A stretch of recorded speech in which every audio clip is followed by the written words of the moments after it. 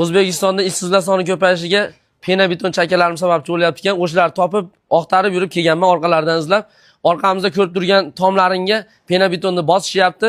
15 kishi, 20 kishi band bo'lib, bir kun ertadan kechgacha ter to'kib ishlaydigan joyga 3 kishi bir kunda hamma yo'lda bajarib, o'zlaricha xursand bo'lib chiqib ketishyapti ekan. O'zbekistonda aka yana bo'ydoqlar soni ko'payishiga ham mana shu akalar sababchi ekan, pena-beton chakalar. Hamma qizini pena-betonchiga beraman, bo'lmasa boshqasiga bermayman, o'tirib qolaversin deyapti ekan. Hamma hozir shu pena-beton bo'lib qopti.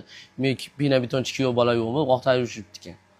Haqiqatan ham nimaga hamma pena-betonchi akalarning ishiga qiziqyapti deb endi rasmiy olg'onni tekshirasiz-ku. Bir keldik, ammo haqiqatan aka zo'r ekan. Uyni egasidan aka bir dona to'k so'ralar ekan xolos. Kvadrati 45 mingdan tomga bosib berishar ekan, 55 ming so'mdan aka polga bosib berishar ekan. Ishlar zo'r bo'lib ketdi akalardi.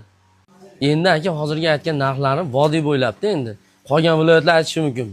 Biz qachongiz biz tomlarimiz loyishvoq bo'lib yotadi. Yo'q, sizlarga ham bor dastavka. To'g'rimi aka? Qilib beramiz.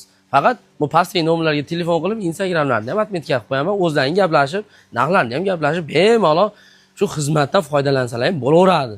U 15 kishi, 20 kishi ishlash, u hashar qilish bo'lib qolib ketdi endi, bo'ldi endi.